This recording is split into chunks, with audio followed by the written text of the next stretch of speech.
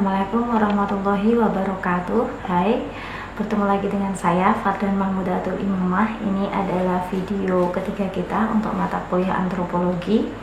Sebelumnya kita telah belajar tentang pengantar antropologi, kemudian dua konsep antropologi ya, culture and religion. Nah, ini yang ketiga nih, yang hampir sama dengan dua konsep sebelumnya, yaitu adalah konsep magis, yang biasanya juga sekaligus kita akan bicara tentang animisme. Konsep magis ini datang dari George Frazer, dengan animisme datang dari Edward Taylor. Nah, lanjut, kemudian video ini mungkin agak panjang dan membingungkan, jadi tolong Anda bersabar dalam mendengarkan. Kemudian ketika saya bilang magic, dalam bahasa Inggris disebut dengan magic ya, biasanya kalau dalam bahasa Indonesia diterjemahkan dengan kata magis. Nah, teori ini berasal dari Sir James George Frazer dari bukunya The Golden Bough. Buku ini cukup sangat terkenal, karena mempelajari berbagai tradisi keagamaan masyarakat primitif hampir dari berbagai belahan dunia yang dilakukan oleh beliau Sir James Frazer itu. Nah, masuk ke konsep magic atau magis. Kalau saya bilang magic, biasanya kalau saya tanyakan ke mahasiswa, yang muncul adalah film Harry Potter, atau biasanya kalau dalam bahasa Inggris diterjemahkan sebagai sihir gitu ya. Apa sih yang dimaksud dengan sihir? Apakah magic sama dengan sihir gitu kan?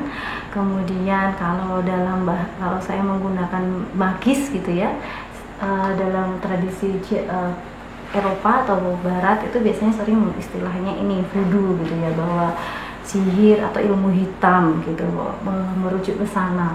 Kemudian ada juga yang akan berpikir tentang sihir, magic itu klenik gitu ya, ada sesajen, kemudian ada keris, kemudian ada ritual-ritual yang menurut banyak orang tidak masuk akal gitu, dan lain sebagainya.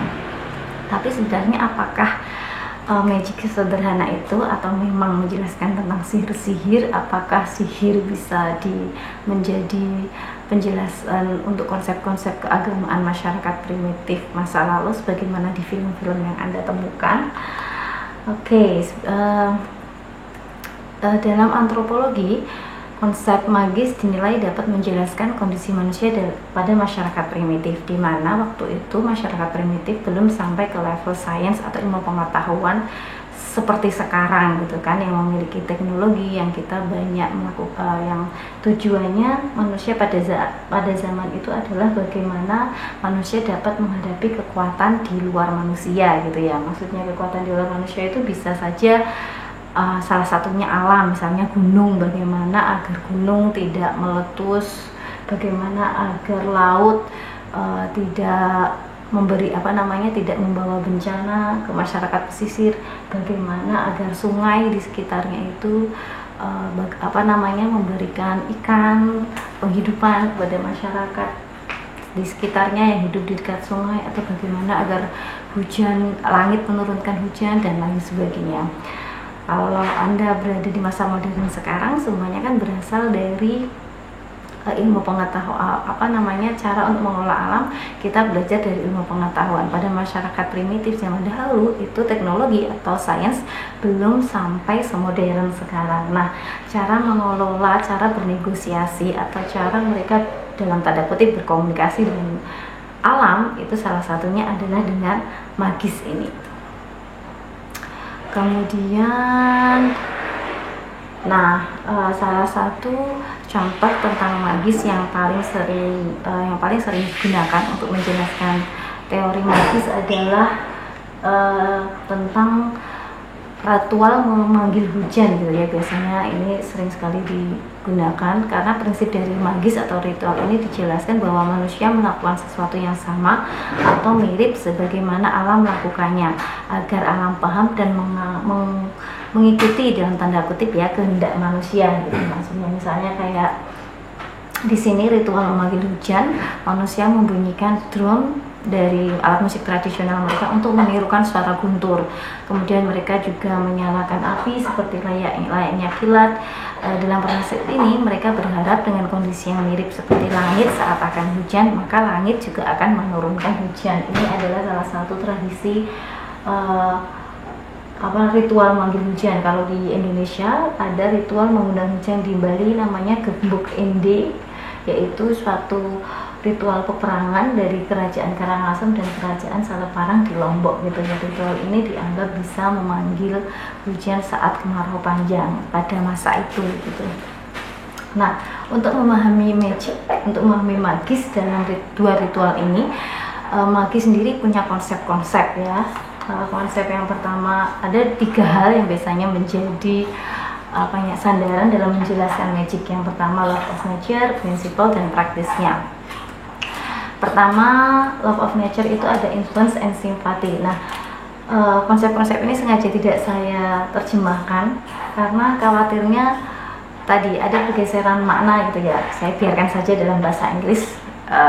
Nanti kita jelaskan apa sih yang dimaksud dengan law of nature. Misalnya kayak law of nature gitu ya. Kalau dalam bahasa Indonesia mungkin kalian menerjemahkan menjadi hukum alam gitu.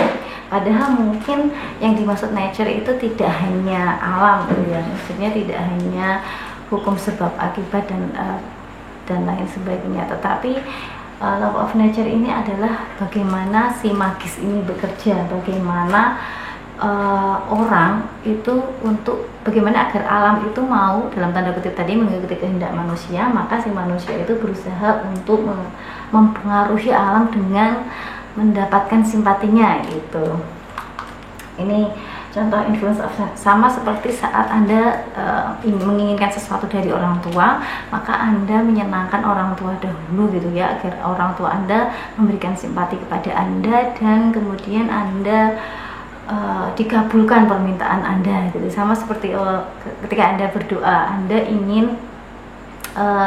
menginginkan sesuatu dari Tuhan gitu kan, berdoa misalnya pengen mendapatkan nilai yang bagus gitu ya, kemudian Anda berdoa. Nah, sambil Anda berdoa itu Anda juga menyenangkan Tuhan, yaitu dengan beribadah, melakukan sesuatu yang mendapatkan pahala dan lain sebagainya. Itu prinsip utamanya, yaitu influence and sympathy, untuk mempengaruhi objek yang memiliki kekuatan lebih besar dari Anda, maka Anda harus mendapatkan simpatinya dengan melakukan hal-hal yang menyenangkan, dalam tanda kutip menyenangkan subjek yang ingin Anda pengaruhi tadi gitu.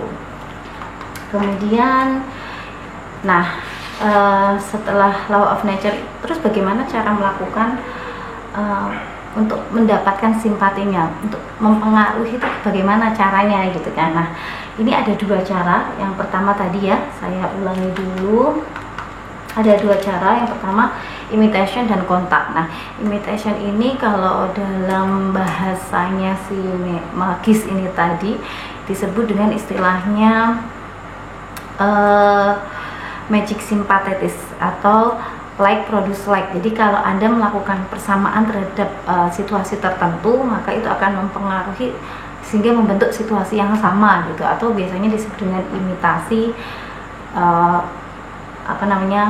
dengan persamaan gitu, dengan membuat sesuatu yang sama agar hasilnya sama gitu. Terus yang kedua adalah kontak atau biasanya disebut dengan contagious magic gitu. Saya jelaskan satu persatu. Misalnya ini imitation itu sama seperti ritual yang saya jelaskan tadi, ritual memanggil hujan. Masyarakat primitif berdoa ya, berharap agar langit itu mau menurunkan hujan. Itu caranya adalah dengan membuat sebuah situasi yang mirip saat langit akan menurunkan hujan gitu. Misalnya agar ada guntur, maka mereka membunyikan suara-suara yang mirip guntur gitu ya, dari berbagai alat musik tradisional mereka. Kemudian kilat, yaitu dengan cahaya, kemudian dengan tarian, kemudian ramai-ramai, dunia ramai gitu ya, seakan-akan seakan-akan itu seperti kondisi langit yang akan menurunkan hujan gitu. Itu yang dimaksud dengan imitation. Ini adalah salah satu contoh gambar tarian dalam ritual memanggil hujan. Kemudian yang kedua adalah contagious magic. Yang dimaksud dengan contagious magic itu adalah benda atau manusia yang pernah saling berhubungan sesungguhnya dapat saling mempengaruhi gitu. Ini misalnya dalam tradisi kalian waktu kecil pernah nggak disuruh, misalnya kalau gigi Anda tanggal di bawah, maka Anda akan disuruh untuk melemparnya di atas.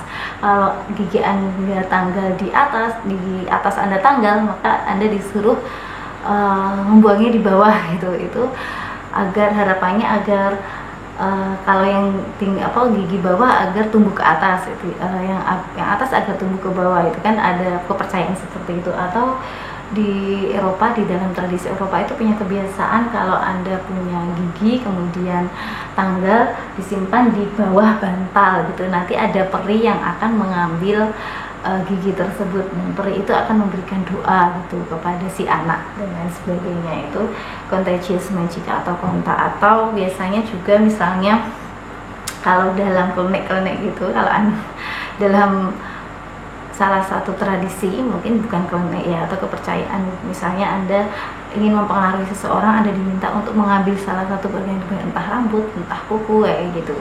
Seperti tadi ya, voodoo. Voodoo ini juga sering banget disalahartikan sebagai ilmu hitam, tapi di berbagai studi sebenarnya voodoo juga tradisi lain gitu ya. Tradisi tidak hanya tentang ilmu hitam, tidak tentang ilmu hitam, tapi seperti penyembuhan, herbalisme dan lain sebagainya. Tapi itu perlu studi yang lain. Ini contagious magic, bahwa jika Anda ingin mempengaruhi sesuatu, maka biasanya bisa melalui bagian dari sesuatu tersebut gitu. Kemudian tadi ya prinsipal, setelah kita mempelajari prinsipalnya, yaitu imitation dan kontak tadi, yaitu dengan cara menyamakan, ada sesuatu yang sama di antara yang kita inginkan gitu, seperti tadi hujan, ritual hujan gitu ya. Kemudian kontak tadi, contagious magic, yaitu bahwa sesuatu bisa berhubungan satu dengan yang lain jika Anda pernah benda-benda saling terhubung dan saling mempengaruhi, tadi ya kontak. Kemudian imitation dan kontak ini prinsipnya ya.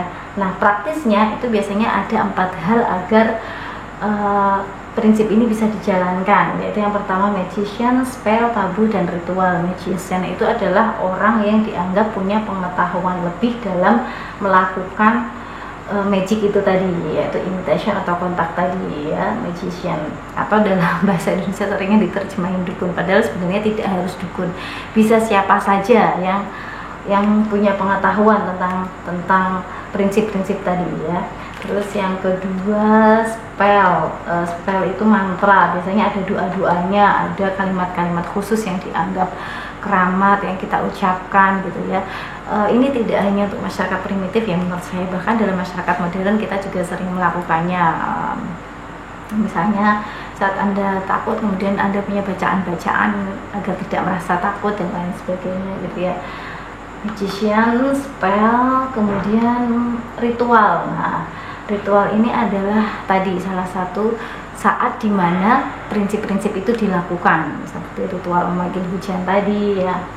Kemudian ada kita tadi sebelumnya ada yang contoh beberapa ritual di tradisi kita, di tradisi masyarakat Jawa. Ada gunungan, ada kirap di gunung ya, ini ada salah satu gambar contoh kirap Gunung Merapi. Kemudian ada ini suronan, biasanya juga diselenggarakan pada saat suronan, dan ini adalah kirap di pantai selatan biasanya. Kemudian juga ada tarian, suatu ritual di sungai gitu ya. Dan biasanya ketika Anda bertanya kepada masyarakat setempat, mereka akan menjawab sebagai ungkapan rasa syukur gitu ya, bagaimana cara mereka bernegosiasi atau berkomunikasi dalam tanda kutip dengan alam semesta. Kemudian alam gitu ya, langit ya, gunung ya, laut ya, sungai. Kemudian selain ritual, yang terakhir adalah tabu. Tabu itu hampir setiap konsep spiritualisme atau keagamaan atau kepercayaan itu ada konsep tabu, yaitu sesuatu yang tidak boleh dilakukan saat ritual itu berlangsung atau saat Anda melakukan sesuatu dalam konsep magic tadi gitu. Ini berarti sudah kemudian lanjut ya.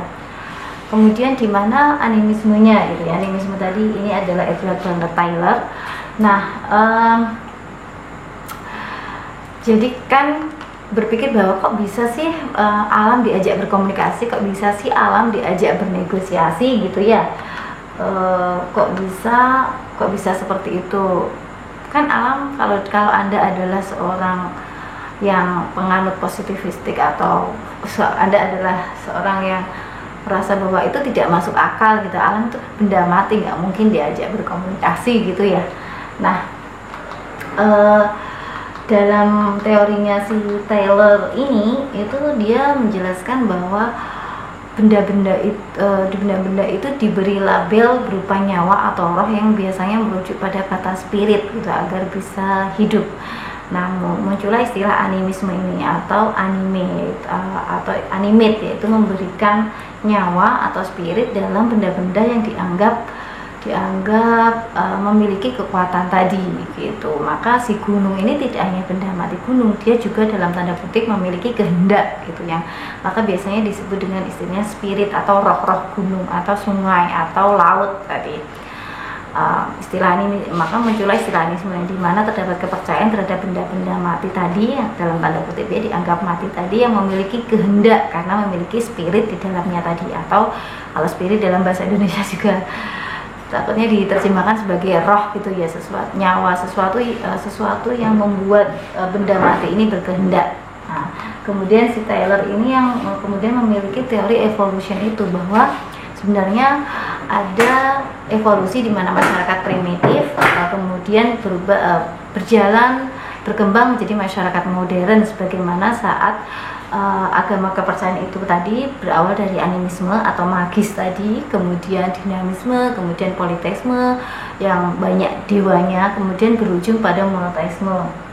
Seperti ini progresnya, seperti yaitu masyarakat savagery, yaitu masyarakat yang sangat primitif, kemudian masyarakat barbarisme, yaitu masyarakat yang hanya mengandalkan kekuatan saja seperti itu, kemudian masyarakat civilization yang berperadaban sebagaimana sekarang kita punya norma, hukum, agama dan lain sebagainya dalam mengelola kehidupan kita. Nah, ini adalah menurut teorinya si Taylor itu, bahwa animisme adalah bagian dalam tanda kutip terendah, terjauh dari masyarakat yang sekarang semakin berkembang, semakin modern, sehingga kepercayaan berujung pada monoteisme gitu. Apakah Anda setuju dengan teorinya Taylor, dan apakah menurut Anda masih menemukan magis dalam kehidupan modern? Apakah Anda juga setuju dengan teorinya Taylor gitu kan? Kita akan diskusikan di e-learning dalam materi antropologi agama di